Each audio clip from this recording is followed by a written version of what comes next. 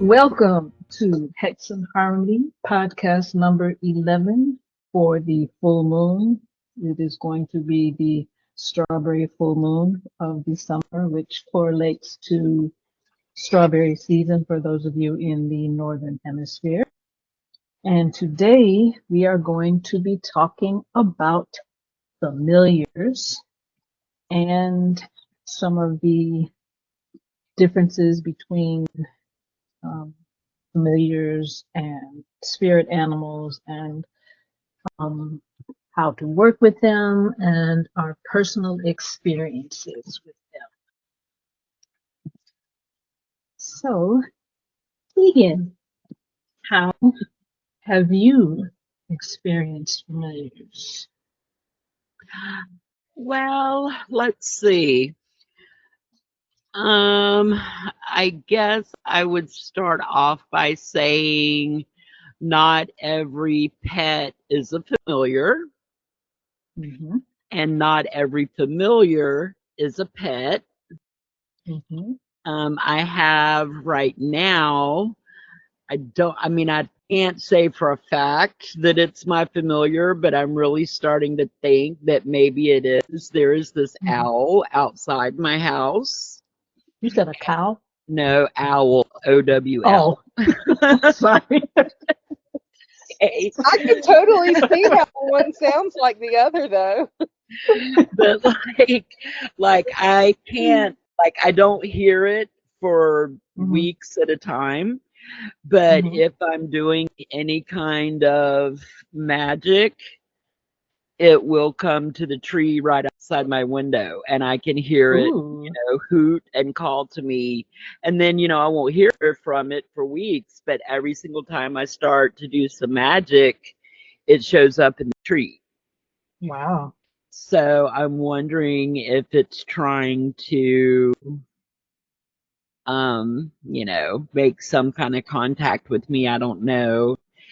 And then right now, I don't know, I can't remember if I've shared this with y'all or not, but my sweet little doggie passed away a couple of weeks ago.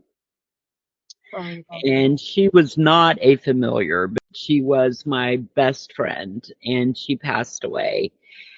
And it was like, oh Lord, probably a couple of days after she passed away, my brother discovered that a stray cat had had a litter of kittens inside his garage. Wow. And he lives right next door to me. And so, of course, I was grieving for my dog, and I was like, oh, I want a little kitten for myself, which I'm really not a cat person, but I don't have anything against them. But, I had to really, really stop myself from going and adopting a couple of kittens from over there. And I said to myself, if one of those kittens are meant to be mine or are meant to work with me, they're going to have to come over to my house. And I was thinking that, late one night, and guess what? The very next morning, the kittens are just playing around in my front yard. And I said, so now I'm still trying to decide. How many kittens are there? There's 4 kittens right now, but I'm not taking all 4. But there is one little completely black kitten that is so cute, and it's fluffy, and it's got green eyes, and it is so adorable. And I'm still on the fence about what to do with it. So that's my current situation with the familiars. I'm kind of in the same situation, like my animal companion, my dog passed. I know I told y'all the story about it. We're coming up on 3 months now.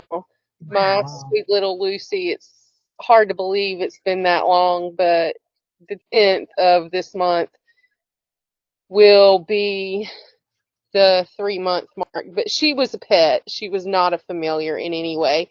She was not magically involved in any way. So, like, I guess looking at a calendar, the day that the full moon, the strawberry moon, when we go live with this, is the day after the 3-month mark for that. So that's kind of, I guess, appropriate in one way that that anniversary for me is going to be the day before this episode goes live. But yes, she was not a familiar in any way. She had no magical anything to do with her. She was completely 100% my pet. She was my child, everything. And I do have some other pets right now, turtles, but they are not familiars either. So I do agree that every familiar is not a pet and every pet is not a familiar, but that doesn't mean they can't be. But I do work with animal spirits and symbolic animals. And for me, right now, where I'm at in my journey, I have different ones that I work with for different things. Sea turtles specifically, so still turtle energy, but a different kind of turtle.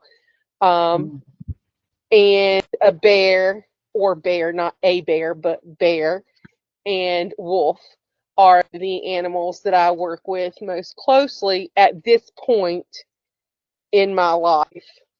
Hasn't always been that. Sea turtle, pretty much my whole life has been with me, but the other two, not my whole life. Bear, actually, quite recently in the past year and a half, I would say, has shown up for me. Wolf, a little longer than that, maybe about 4 or 5 years. But of course, I'm open to other animals coming to me as well, if they so choose. But that's where I'm at with animals right now. I don't really have a familiar at this moment. I don't think I've had one. I mean, I've had lots of pets, but I don't think I've had. Like Michelle, I have lots of spirit animals and power animals that I deal with. I also have wolf as one of mine. I have eight. I think I have 8 spirit animals that I deal with on occasion. Do you find that you work with them all at the same time, or do they have different purposes? Some of them, because I do journeying, team that goes with me when I journey. I have a dragon, a jaguar, and a wolf. That one set is for journeying, but I also have other dragons and another wolf that is with me whenever I call or whenever I need. I remember when I did a journey when I was first starting my shamanic training, we did a journey to call in our first or a new power animal if we didn't have one. And I was like, I don't want to get wolf because everybody wants that. That's so stereotypical. Everybody wants that. I don't want that. But wolf is exactly what came to me. That's when I got wolf. That's when wolf came to me. I was like, I don't want wolf because everybody wants wolf. I mean, that's just like everybody's like, ooh, I want a wolf to be my spirit animal. I was like, I don't want that. I want something completely obscure, whatever, like different than everybody because I don't want to be a cliche. And sure enough, wolf stepped up and was like, yep. This is what you get. It's me. The first power animal that came to me, and my goodness, I'm like 15 years old, was horse. So I have always kind of carried the horse energy, like it just independent and free, but it comes with a couple of downsides too. I mean, some people consider a horse like a beast of burden,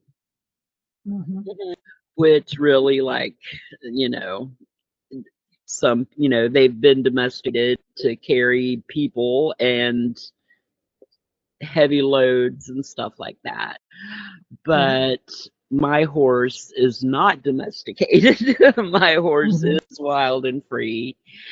And I know that this sounds really cliche and woo-woo, but a Pegasus is a horse with wings. Mhm. And so, that just kind of, so anytime you add in the wings, it's more about spirit and more about, travel and astral travel and things like that. And I think it was in the last episode when me and Michelle were talking and I told you about my experience with the spider webs. Yes. I mean, I don't feel like that's an animal that's trying to work with me. I feel like it was just the universe trying to send a message to me. I get that.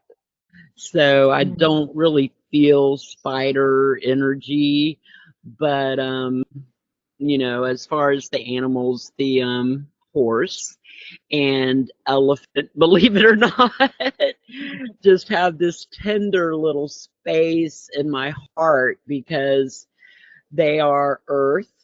They're very earth centric and very grounded and live long lives. But elephants in reality are very, very attuned to the earth. Yes. And to earth magic.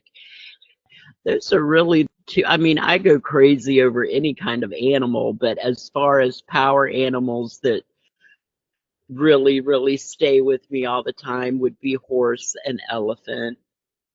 When y'all are working with animals or a new animal comes to you, even if it's not as a power animal, so to speak, but just say the universe is trying to get your attention about something, do you tend to look up the meaning or the symbology of that animal, or do you go with what your intuition says about it?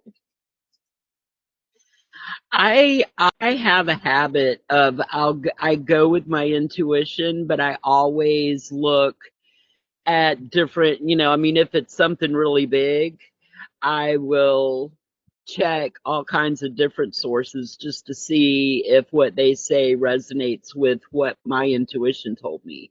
It's really kind of like, I mean, it might be a bad habit. It probably is a bad habit, but just like for validation of what my intuition is.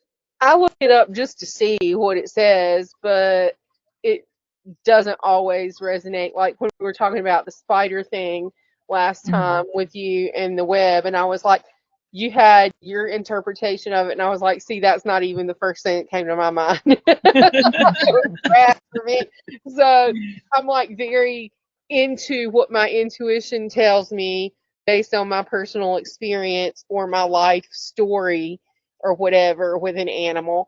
Like everybody tends to think ravens are a symbol of death. And okay, they are in some cultures, whatever. But to me, a raven symbolizes wisdom and insight. And I've worked with a raven before for that kind of thing. And it had nothing to do with death at all. Although there's nothing wrong with that. But it's like that's not what it meant for me. And I'm more into what it means for me as an individual instead of for a group.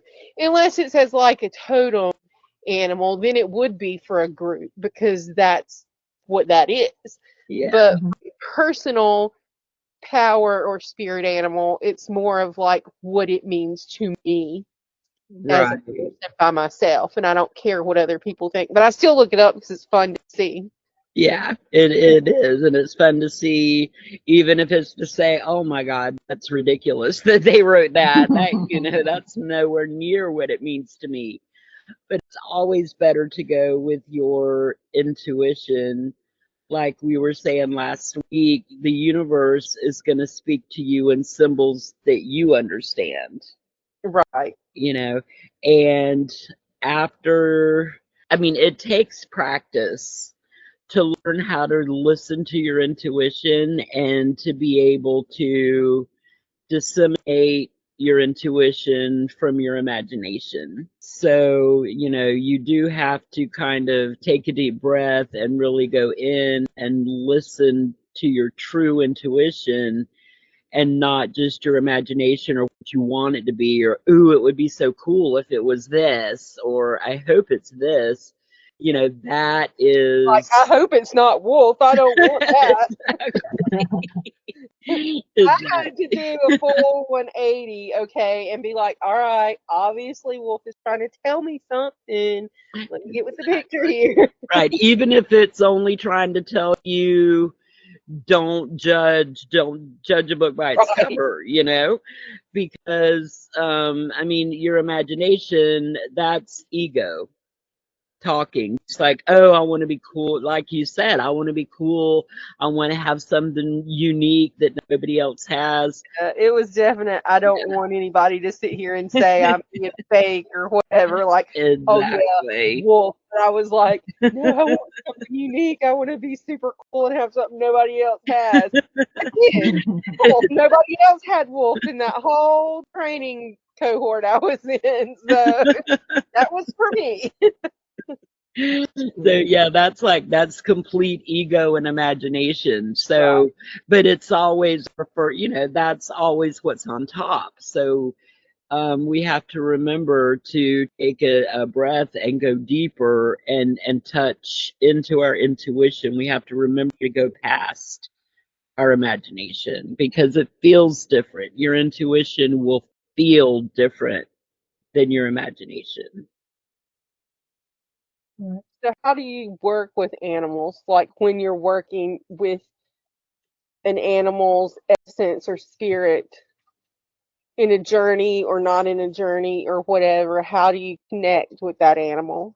Well, for me, if I'm doing a specific journey, it's like I have my little team that always comes with me, or they usually come with me. So um, I usually just call on them or go into a meditative state, and they will come.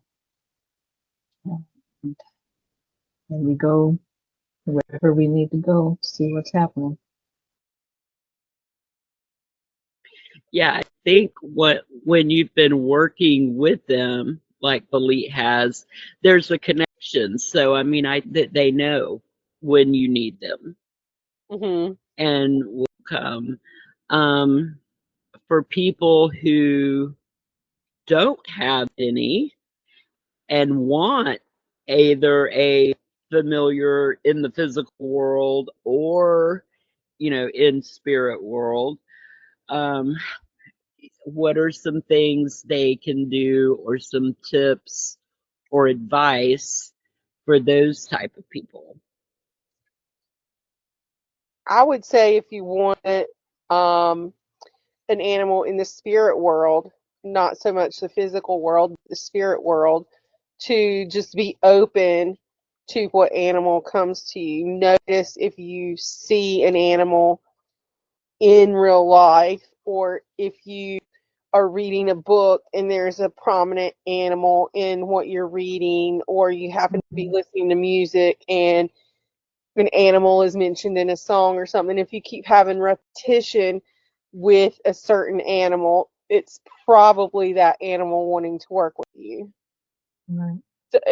So just be open to noticing that, because Right. a lot of times we can go about our day and just get caught up in everything and we don't notice those cues, and sometimes they're subtle and sometimes they're not, but a lot of times, especially for myself, if it's not like something that's about to beat me over the head, it can be almost that obvious and I don't necessarily notice it unless I'm specifically looking for something. So if you're wanting to have a power animal come to you, be open and looking for it, because it's not just going to come up to you and say, hey, it's me, I'm your power animal. You're just going to have to intuit that, because you're going to start seeing references to that animal in different places. And then it's like, okay, the first time you might notice you noticed it, but it might not mean anything. But by the third, fourth time, if you're paying attention, you'll be like, oh, okay, I keep seeing owls everywhere. That's probably Al trying to get a message to me. And then you can try to connect with Al and see if it's just a message in general or if Al is actually wanting to work with you. But you Right. have to be open to noticing that. Right. And notice little things like a sound. Maybe you hear a sound that sounds like a dolphin chirping, and then like that same day you're shopping and you see a t-shirt with dolphins on it, and then the next day maybe are walking around and you see a dolphin, some kind of coin or a stamp or something that's on the ground that somebody dropped that has a dolphin. And just little things that will come to you in little ways. You have to be aware, like you said, because it can come in all kinds of, use all of your senses basically. Right. To listen for those sounds, and not even your physical senses, your psychic senses as well. And my advice is this is a little repetitive, do not have expectations. You clear a sacred space and make room for connection to a spirit. You can't say, okay, I want to have a dinosaur familiar today. You have to just send out your call, make it known to the universe. If there is an ally who walks this path with me, I invite you to show yourself, and work with me. And remember that, well, this is for in the spirit realm. It's what? No, okay, let me back up. It's not just in the spirit realm. Let me separate things here. In the physical realm, if you want a familiar, not because you want to be cool and witches have familiars, so you want to go out and buy a black cat to be your familiar. It's not going to work that way. What? I can't do that. It's not, I mean, you can never just pick an animal and say you're going to be my familiar. I mean, it's like me and the little kittens over there. That's why I'm like, okay, are you trying, are you my familiar? And if it is, it's going to let me know. Right. I mean, I can't just go over there and pick up that cat and say, oh, look, you're my familiar, you're a black cat. It doesn't work that way. I mean, they have to really come to you. You can't just go out and buy a pet to be your familiar. But if you have a pet and you notice that they're working with you, that they're responding to your magical energies and stuff, maybe they are your familiar. And remember that it is a two-way street. It's a bond. They're not there to just be your slave. You're walking a path together as Right. allies, and they're lending you their energy and you're lending them your energy and they're lending you theirs, and it's a very equal partnership. If they are your pet, your physical living pet, and they're living in your house, you also have to remember that they're depending on you for you know, for their physical protection, and you need to feed them and take care of them if they are, a living animal. Those are my suggestions, and to be patient. A true familiar is not going to show up at your door as soon as you say, I'm looking for a familiar. They're not, like Michelle said, they're not just going to walk up and say, hey, I'm here. It's me. If there is a familiar out there, either physically or spiritually, they'll arrive when the time is right. When there's a mutual need between the two of you. So you just have to stay open and be receptive to the things that happen. Because I'm telling you, if I like put out a call and say, if there's any, you know, animal spirits that, you know, want to work with me, and a big old SNAKE slithers slithers into the house, I don't think it's gonna work. I'm sorry. You know, I respect you and all that kind of stuff, but I don't think I can do that. You know, you can stay in your house, in your place, and I will stay in mine, and we can energetically work together. That's fine. But you're not coming in my house. Yeah, I agree with what both of you said as far as, you know, being patient and using intuition as far as determining um, energies of the animal. Oh, one thing from my studies, there's a difference between a spirit animal and a power animal.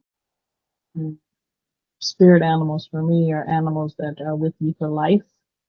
They were given to you either at birth or when you were very young. And power animals are animals that you call on in times of need. Like if um, you are at an event and you need to have more patience or peace or something, you would call on what animal means patience or peace to you at that time, and they are with you for that time or maybe for a couple of weeks, but they don't stay with you for long periods of time.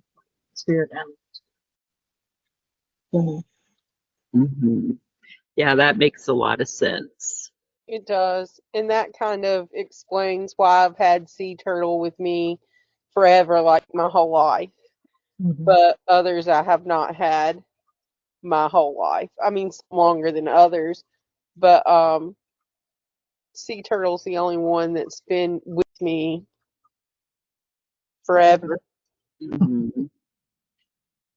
Yeah, I remember this one time I was and that's why elephant has and horse has been with me forever. There was this one time many years ago I had went to visit my friend um up north, and I was flying home, and I was so anxiety ridden about the flight. I don't love flying, especially in the tiny little airplanes when you're only, you know, I mean, a transatlantic flight in a big plane isn't that bad, but when you're just making the little hop, you know, from one state to another, and they put you in these tiny little planes that you can barely stand up in because they're so small. Right. I mean, I was so anxiety ridden, and in the gift shop or whatever it's called in the airport, they had this big old stuffed elephant. Mm. And I bought that elephant, and it did actually help me get home because, you know, I was thinking about the elephant energy, the groundedness, and the earth energy, and just the calmness of, you know, an elephant. And I mean, I still have that elephant to this day. It just symbolizes, you know, the energy, and it symbolizes, you know, that totem to me. And that energy did help me through the flight. It helped me to stay calm on that ride home, and the flight, like, it flew by, literally, no pun intended. It flew by because I was grounded with that energy the whole time. So like that's one way that their energies, your spirit animals and your power animal spirits can help you in real life. So how do you all show, um, do you do anything special to make sure you're being respectful or getting consent or those type of things with your animals? Do anything particular? You always need to have consent when working with an animal, whether in real life or in the spirit realm, because they're beings as well. They are intelligent beings with their own will to do as they please, and we can't force them to do anything just because we want it.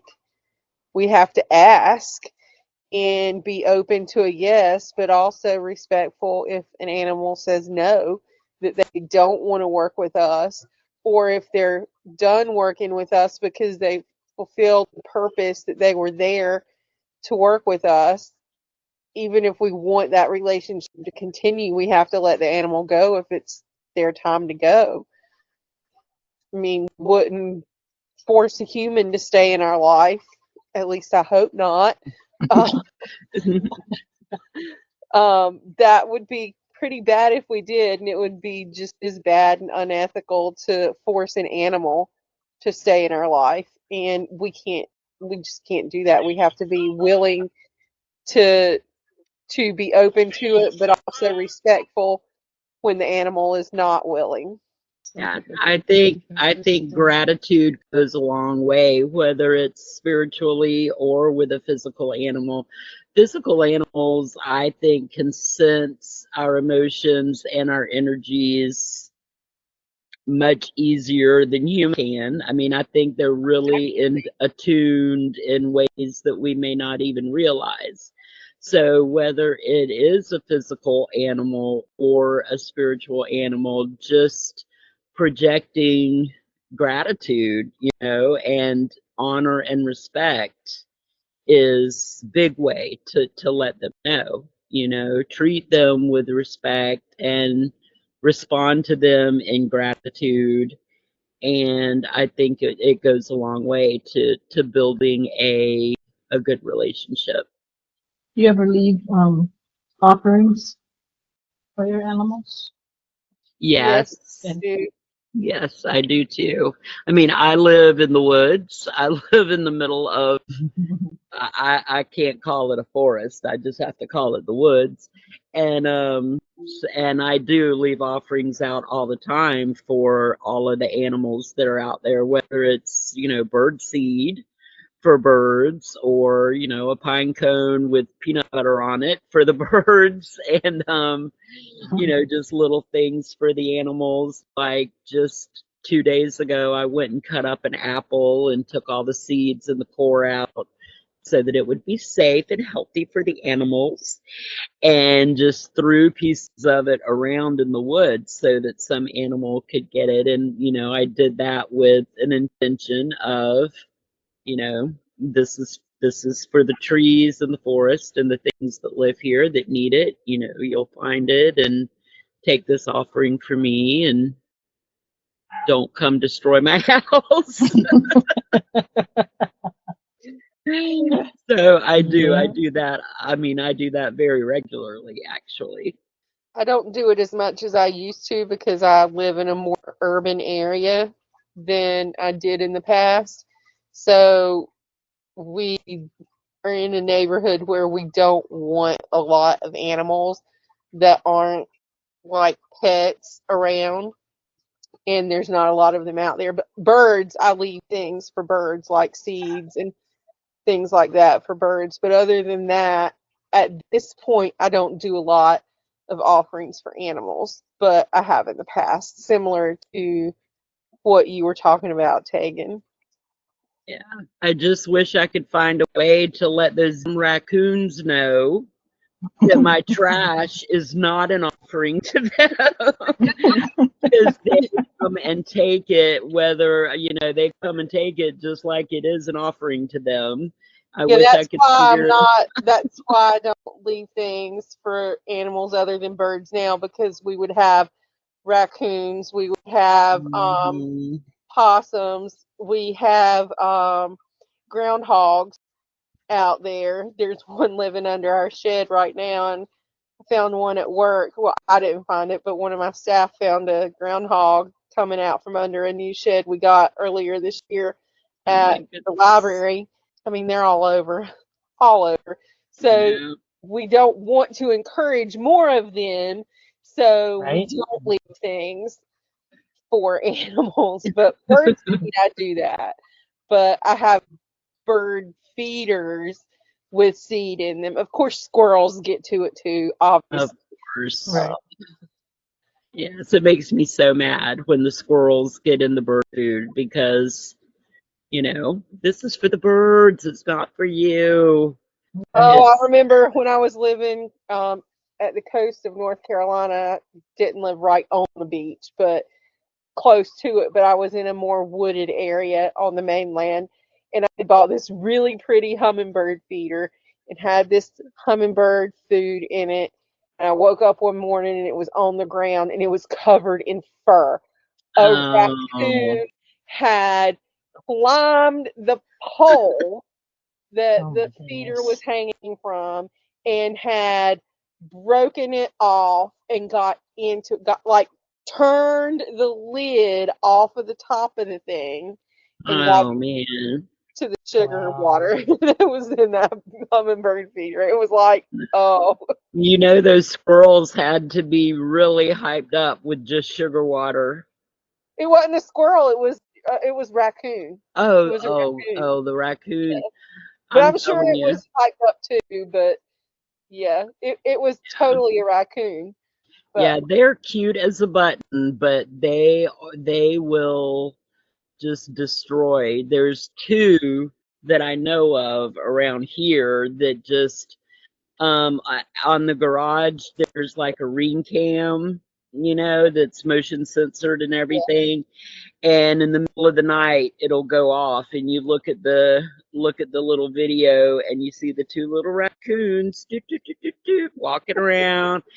And the other day they knocked over my big garbage can, got the lid off of it, and I mean, these things must be like Hercules or something because they actually drug a whole bag of trash.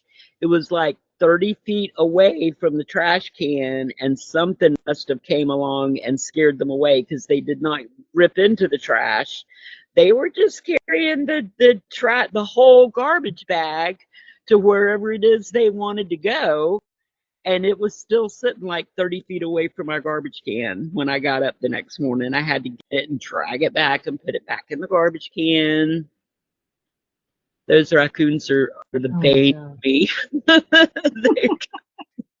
they will get into just about anything. They will. I mean, we had a pet raccoon when I was really young, maybe like, oh, I don't know, 13 or something. My dad had picked up baby raccoon in the woods, and its mother was dead. So Oh, my dad picked up the baby and brought it in the house, and so we had a pet raccoon for a long time, Rocky the raccoon, and he my, was really cute though. my little sister had a pet possum when I was probably A around possum. 14, Oh 15. goodness. Yes, a possum, a Oh my pet goodness. possum. Sure did. That was not my thing. That was her pet. Mm-mm. They have got She some wide. deserved They it. have got rows and rows and rows of teeth. Those spots. Yeah. Like not in my room. Uh-uh. Yeah, I mean the baby possums are just adorable, but when they get older, oh my goodness. Oh, another She had pet reality. rats too. Not at the same time as the possum, but at different times. She would Hmm. do all kinds of different animals as pets. She had rats. She had a possum once. All kinds of things. And I'm like, nope, I was more of a dog kind of girl. Straight dog. That's it. I didn't need any weird pets. Yeah, because of my dad, we did have some weird pets when I was little. I mean, we had Rocky the raccoon, we had Daisy the skunk. A skunk.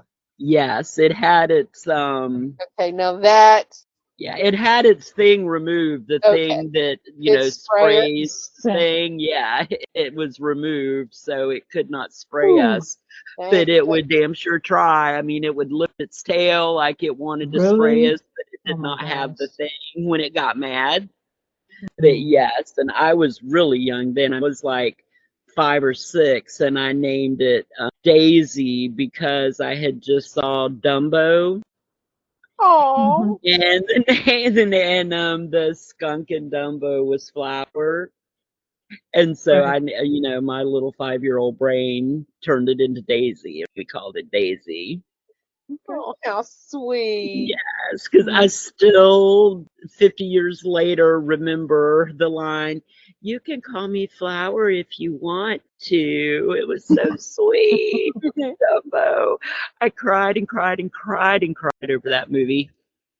Didn't we all? Oh my gosh. Yes, I can't believe they make movies like that for little kids, and his mama died, and That uh-uh. was like, oh my, that beyond. That was too much. That It was too much. was. It was too much for my little tiny little 5-year-old brain. I could not take that when Dumbo's mama died. I was like, oh my God. So spoiler alert for anybody Wait, who's that never wasn't seen it. Dumbo. That was Bambi. But Dumbo's mama died too. Yeah, but Yep. Flower was in Bambi. Oh, yes. That Yeah. just hit Flower was me. Bambi. Flower was in Bambi. Yes. But they were But both Oh, yeah, still Dumbo's mom traumatizing. died too. it was. It was traumatizing, Bailey. Gosh. That's why you got confused, because it was just so traumatizing. Because did Bambi's mother die in a forest fire? I think so. Oh my goodness. Ugh. And I I thought mean that. Bambi's mother got shot. I'm Oh, looking it I up. hope not. Yes, look it Yes, up. not. In the Disney movie, Bambi's mother dies after being shot by a hunter. Oh Yeah. my. But there was a fire in Bambi Okay. too. I'm pretty Yeah. sure. I remember a fire like I do Yeah. too. the Maybe deer it running was through a after. forest fire. Maybe it was after Bambi was like a I think it teenager. was when he got, yeah, I think it was when he was older. Oh my. See, why do they make those kind of movies for little kids? A large forest fire is a key event in the Disney movie Bambi. The fire engulfs the forest, causing the animals to flee in fear. The fire is depicted as spreading rapidly and threatening the animals' lives. In the film, a wildfire is caused by a campfire that gets out of control. So, Bambi's mom was shot, but there was a fire when Bambi was older. Oh, Yeah. jeez. Too much. We wonder why the children are in the state they're in. But I that's another know. story. But I do love that movie. Man, now I'm going to have to go back and watch it, but I will have to I have know. a whole box of Kleenex with me because I Yep. will be crying my eyeballs Oh, out. I know, because the Fox and the Hound was the same way, Oh my gosh, that was so sad too. Oh my God, I know. Jeez. Well, here you Okay. go. Let's talk about We need Thumper to, instead of Flower. yeah, Thumper. Yeah. Although Thumper's in Bambi too, but I just love Thumper. Thumper was Yes. hilarious. Thumper and Tigger. I mean, you're pretty safe with Winnie the Pooh. And I will say every time it gets spring, I think of being Twitter pated, Oh my gosh. which I learned from Bambi and Thumper. Yes. Yes. All of those Twitter wonderful pated. words. Yeah.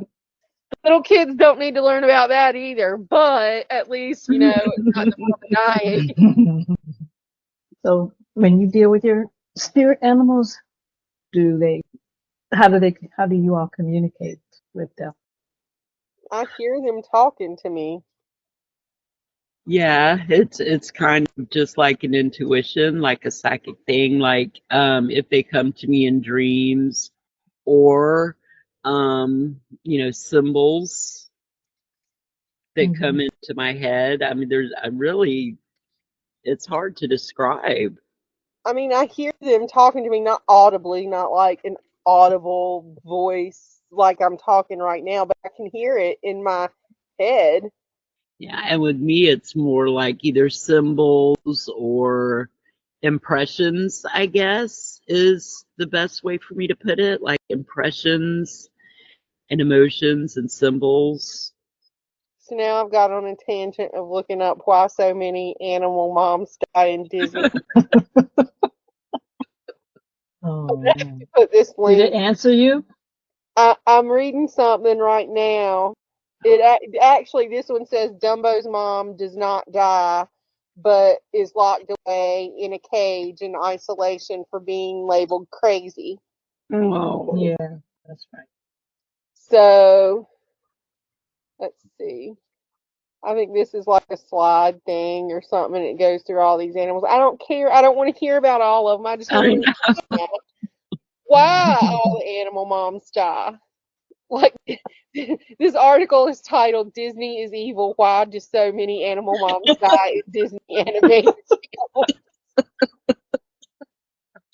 Well, that's the perfect Oh article. my gosh.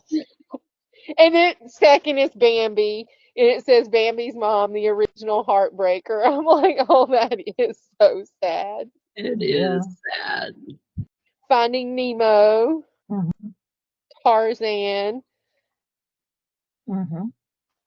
The Fox and the Hound, Mm-hmm. Brother Bear, The Little Mermaid, Cinderella, Frozen. Gosh, so many. It ain't Dang. But Yeah, it never there's says why. It just says they all die or are missing or locked away or whatever, but it doesn't ever say why. I'm like, now I'm Pinocchio. gonna now I'm gonna Google that specifically. Why do so many moms die in Disney movies? This is the things we talk about on our podcast. If anybody knows, send us an email or something, because Leave us a comment. we want to Give know. us a message. Inquiring minds want to know. want to know. Okay, here's something that says a popular theory links the absence of parents in Disney films to a devastating event in Walt Disney's life. So I'm not He going to read lost his mother or the something. article, but I will link it in the show notes when we get that, and then y'all can I'll send it to y'all, and I'll link it in the Okay. show notes. But yeah, a okay, personal tragedy in Walt Disney's life. now it's even more sad, if that were possible. Oh, it says a gas leak in the house led to the death of his mother, Flora Disney. His father, Elias Disney, survived but was hospitalized. Oh, Oh, Mm. rest that's in so peace, Flora sad. Disney. You had a great son, though, although he traumatized many legions of children. That's horrible. But, I mean, it's not untrue. Oh, yeah, I will link that in the show notes. But sad, sad, sad. I'd rather be Twitter pated. So that's what we have for you all this week. Our information and sharing on familiars and spirit and power animals. Hope enjoyed. Give us a comment, send us a message, and we will see you next time on Hex and Harmony. Bye, y'all. Bye.